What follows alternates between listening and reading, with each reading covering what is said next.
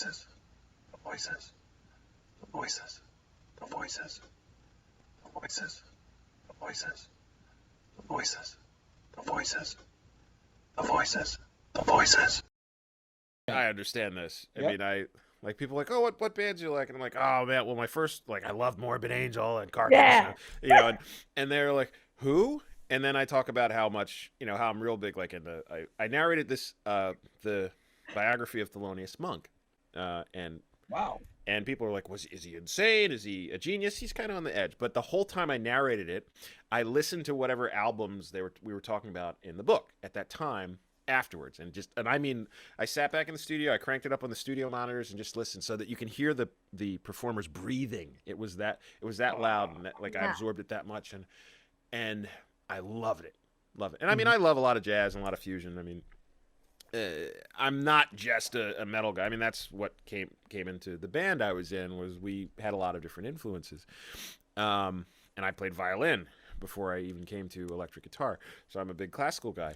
But being able to see, that's something that's maturity and development. Like, you can appreciate skill and talent in music where there are people like, oh, I'll never listen to hip hop. I'm like, are you insane? There are amazing hip hop performers, amazing lyrically and in terms of the production and some. And I mean, a lot of the modern hip hop right now is it's complete garbage, but there's stuff you can find that will blow your mind from a talent and creativity standpoint, and the skill that.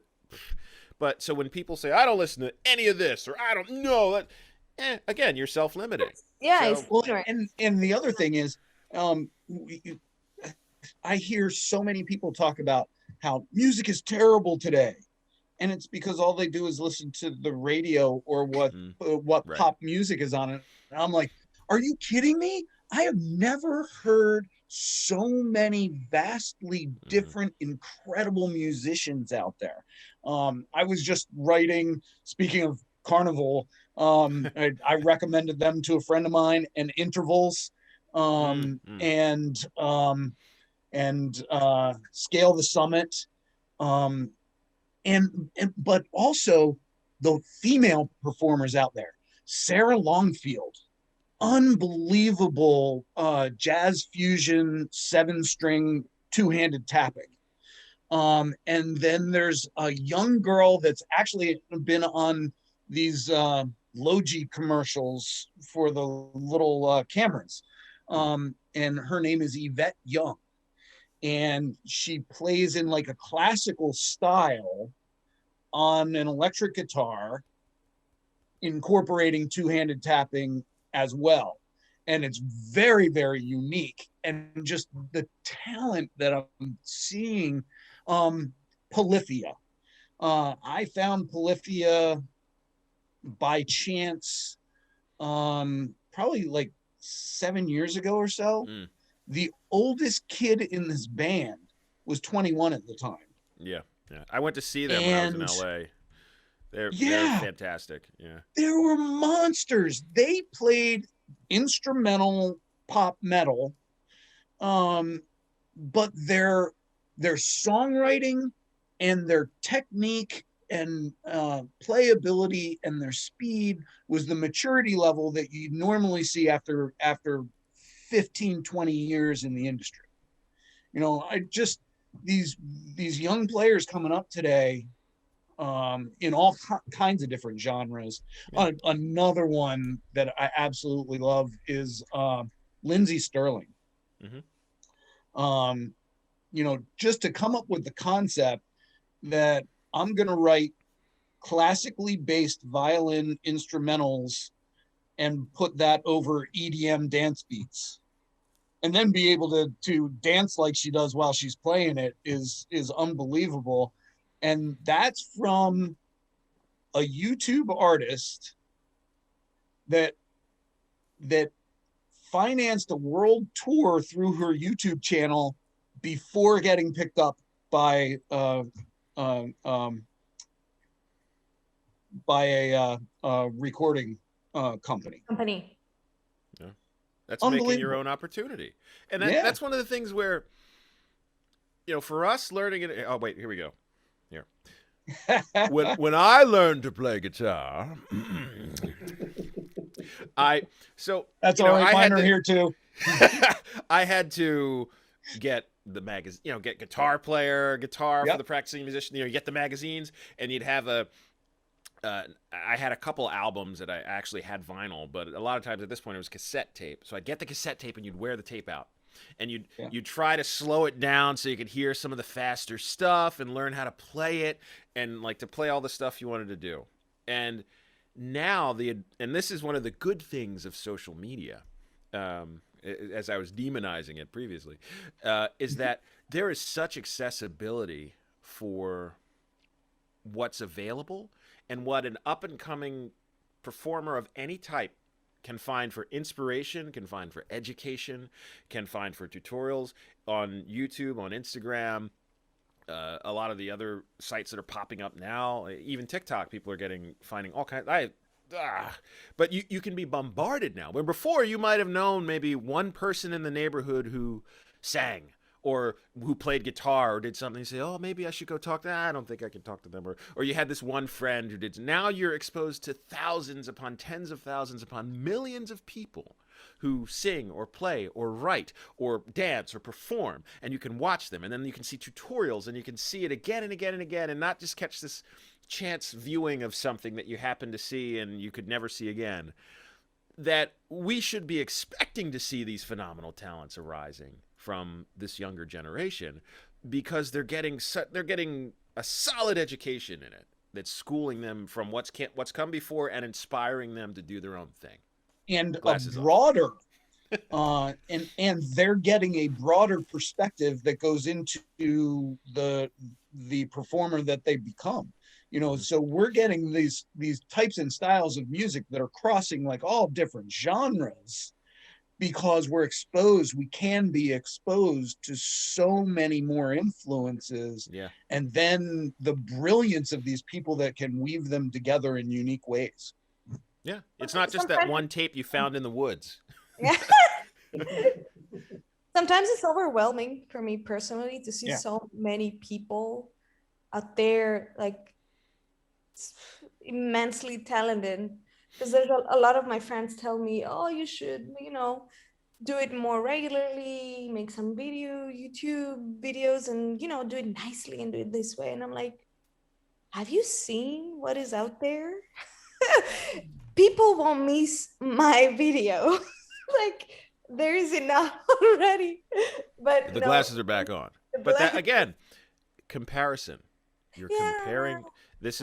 Remember when I said that comparison to other people is what begins self-limiting, because you see what the other people do. I remember, Mike, you had talked to me a while ago. Okay, glasses can come off now. And you said, "Why aren't you making music?" You were killing me about it over it. And I said, "I don't know." And I said, "I think the reason is," and I was really down on myself. I call it being in the pit. Like every 6 to 8 months, I'm in the pit where I'm just so depressed, and I think it's part of the creative condition. Yep. And I was in the pit, and you were like, "Why aren't you making music anymore, guy?" And I said, "I don't know." What I said to you was, "I think I just don't have anything to say right now," And so it's not that I'm not good enough, and that always stuck with me because I said it, and then I thought about it when I said it.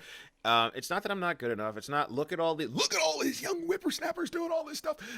It's I just don't have anything to say right. I don't have anything to contribute to the conversation right now. Yeah. That's well put. So I think phrasing it that way and framing it that way for myself was a big step for me, and I didn't even know it. Because now I feel like I have something to say. I'm actually working on some musical material. Uh-huh. Yeah, I know. Thanks, COVID.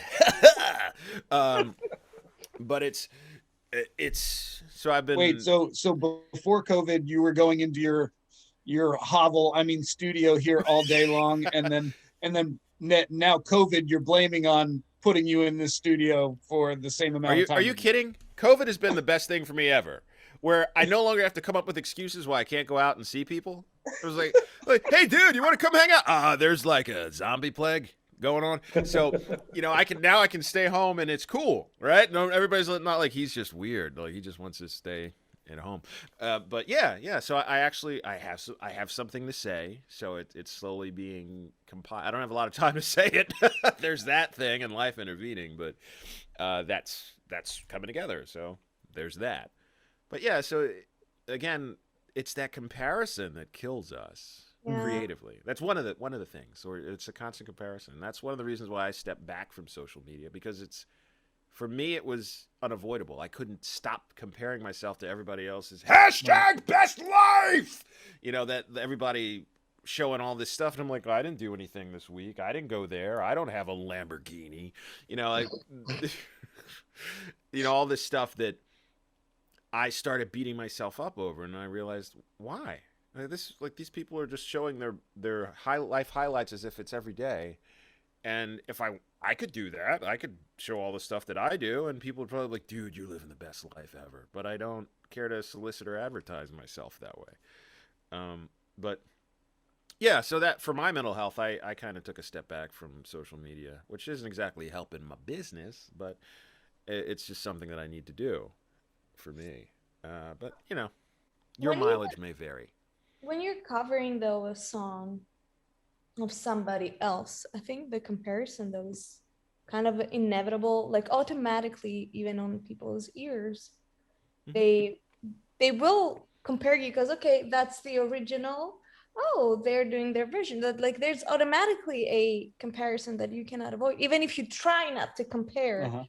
It's very, very difficult not to do it. Like, even like I said earlier, like when I go back and listen to myself, it's so hard for me to say, oh, that's not how he did it or she did it. It's like, stop it. That's you. It's your sound. It's very, very, very hard. It's a struggle. Because you Sanna it, right? You wanted, like I said, that's exactly what I was going to say. So one of the things that always stuck with me for a long time, and something that I like is in a cover, is somebody who does it with their own spin. So when the first band that I really got into, and what made me want to get into songwriting, was The Who. I loved Pete Townshend's songwriting, and I love The Who, and I love the concept albums and that kind of thing. I got a biography of the band, and it said in that they started out as a cover band, but they said, but we couldn't ever do a cover the way that the band did it. We hooed it.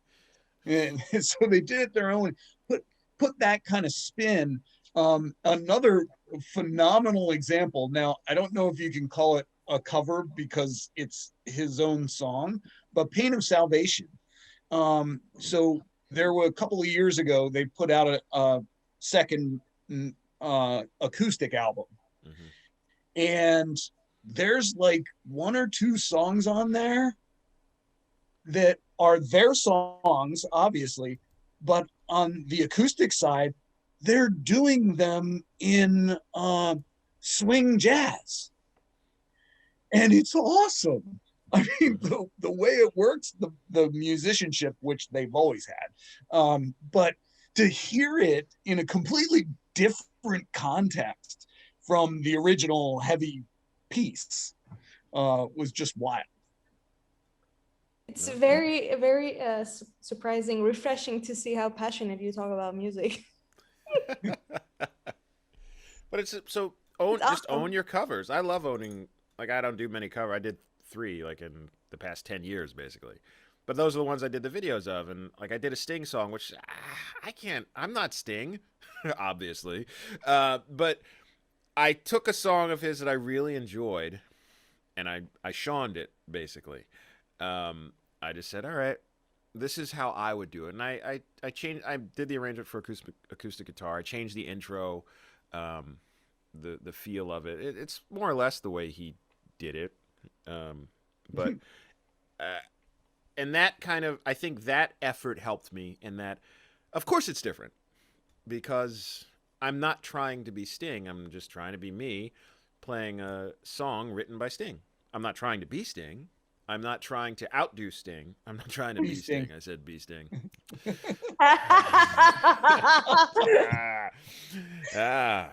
That's right. That's what all the buzz was about.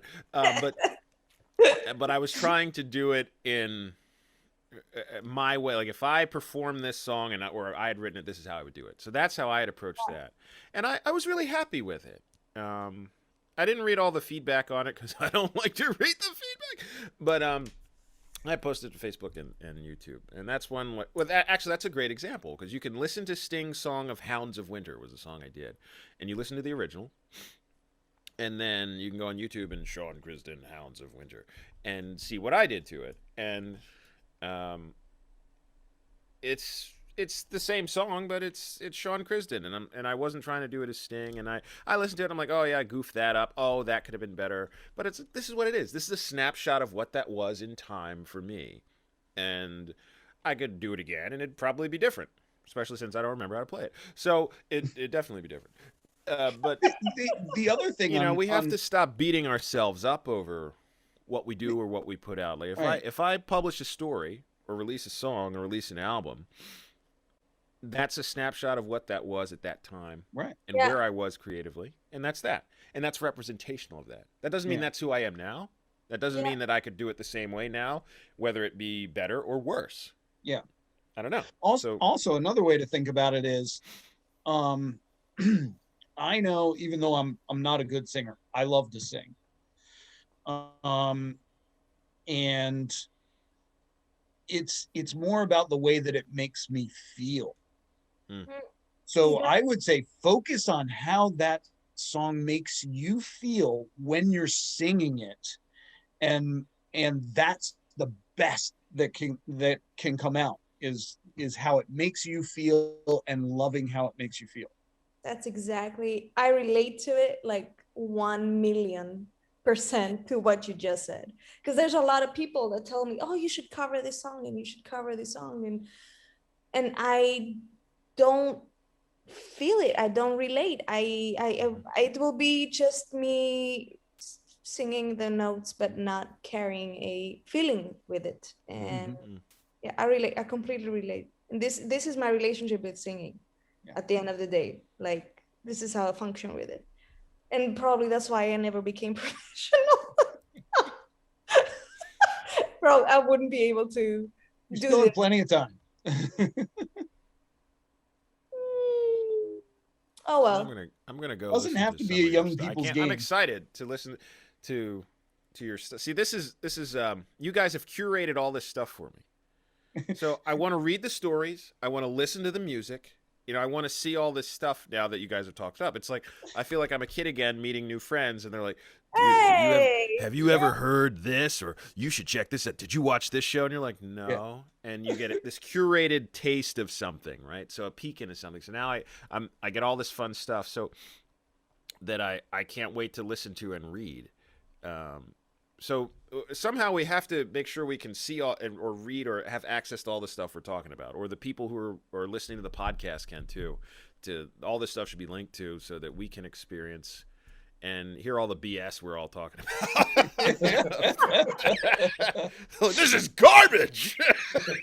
Jeez. We just wasted time listening to these people for that. Gotcha, suckers.